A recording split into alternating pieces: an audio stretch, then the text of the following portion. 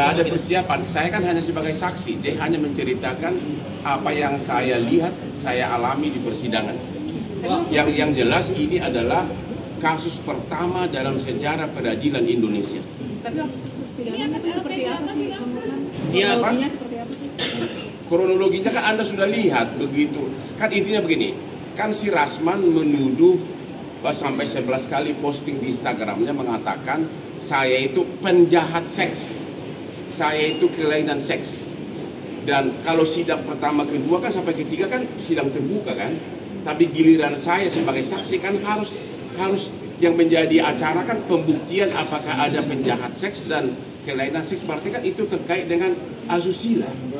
Menurut undang-undang bahwa apabila materi persidangan adalah tentang asusila harus tertutup.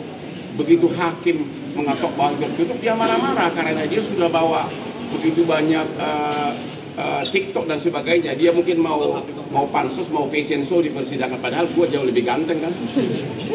Hari ini kan dia menghadap sama MA Bang terkait dengan pembekuan.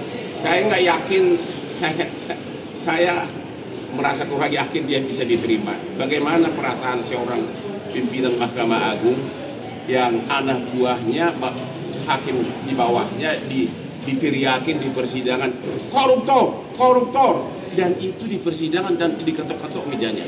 Jadi dia sudah sadar bahwa sudah berakhir karir dia karena ada dua hal yang paling penting.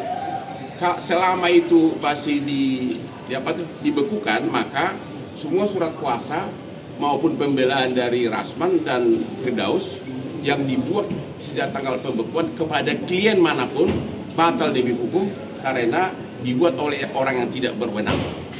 Tentu kedua, masyarakat tentu akan pasti menjauh, akan memakai pengacara. Orang memakai pengacara kan untuk menang, untuk membela diri, bukan untuk kalah. Kira-kira begitu. Maaf bahwa pengadilan sudah begitu dihina begitu. Ya biarkanlah proses hukum berjalan. Jadi Rasman akan menghadapi 3 hal. 1, sebagai terdakwa atas laporan yang saya buat, ya. Kedua, dibekukan surat izinnya Rasman dan Firdaus oleh Pengadilan Tinggi atas restu pimpinan Mahkamah Agung sesuai dengan perkataan jubir dari Mahkamah Agung. Jubir Mahkamah Agung mengatakan apabila Anda tonton di media tidak boleh lagi bersidang. Yang ketiga ada laporan polisi dari Ketua Pengadilan Negeri yang juga pidana, dan ini sangat cepat atensinya. Saya yakin dalam waktu dekat Rasman dan Firdaus dan kawan-kawan akan jadi tersangka. Jadi ada 3 malapetaka yang mereka hadapi. Pak, ada pesan khusus untuk Rasman dan teman-teman pesan khusus Pak Rasman agar tobat, kalau mau sukses seperti Hotman Paris, jangan nyinyir, jangan senggol orang, tapi berkaryalah seperti Hotman Paris yang kerja dari jam 3 subuh sampai malam, akhirnya mewakili ribuan para naga.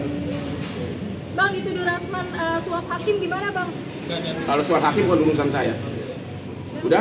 Oke. Saya ke atas dulu, nanti kita ketemu lagi ya. Oke, terima kasih Bang. Kemarin itu antara lain mungkin yang bikin dia panas, begitu ditinggalkan sidang, aku kan pakai jas super mahal. Yes. Uang kakak itu nih. Langsung dia datang, nggak tahu apa saya nggak tahu apakah dia mau mencekik atau mau meraba jas gua yang mahal. Tapi saya pakai jurus berlian. Hari ini saya sangat tenang karena saya tahu kelakuan dia hanya emak-emak. Ya. Total cincin berapa tuh, Bang? Di mulut. Total cincin berapa, Bang, yang dipakai, Bang? Total cincin. Hari ini berapa? Gimana ya? Cukup membeli untuk Rasman 1000 mobil kijang. Cakep, masuk Pak Eko.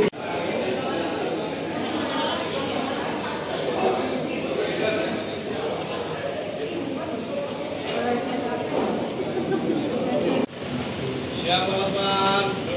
Yes.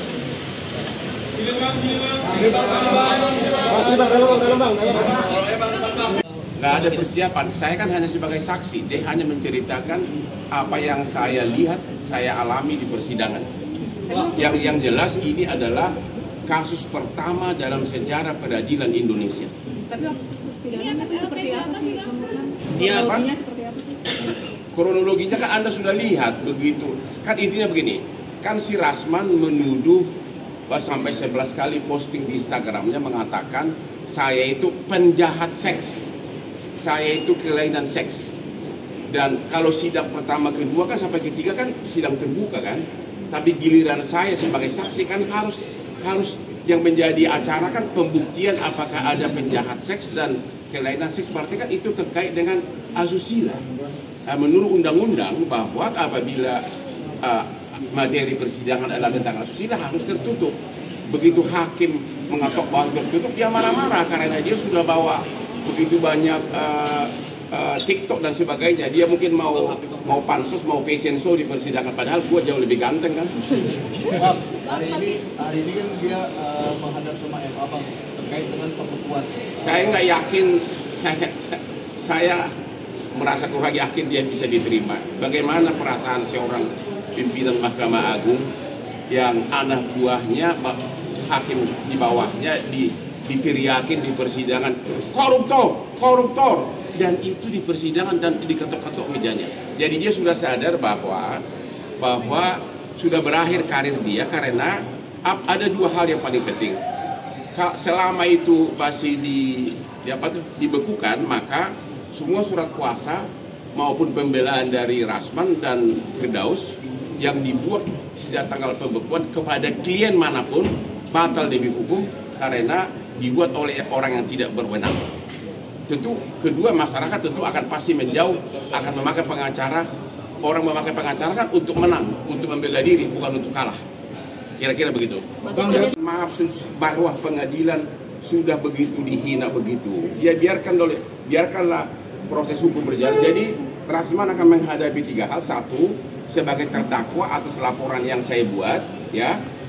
Kedua, dibekukan surat izinnya Rasman dan Firdaus oleh Pengadilan Tinggi atas restu pimpinan Mahkamah Agung sesuai dengan perkataan jubir dari Mahkamah Agung. Jubir Mahkamah Agung mengatakan apabila Anda tonton di media tidak boleh lagi bersidang. Yang ketiga ada laporan polisi dari Ketua Pengadilan Negeri yang juga pidana, dan ini sangat cepat atensinya. Saya yakin dalam waktu dekat Rasman dan Firdaus dan kawan-kawan akan jadi tersangka. Jadi ada 3 malapetaka yang mereka hadapi. Pak, ada pesan khusus untuk Rasman dan teman-teman pesan khusus Pak Rasman agar tobat, kalau mau sukses seperti Hotman Paris, jangan nyinyir, jangan senggol orang, tapi berkaryalah seperti Hotman Paris yang kerja dari jam 3 subuh sampai malam, akhirnya mewakili ribuan para naga. Bang, dituduh Rasman suap hakim gimana Bang? Kalau soal hakim bukan urusan saya. Udah? Oke. Saya ke atas dulu, nanti kita ketemu lagi ya. Oke, terima kasih Bang.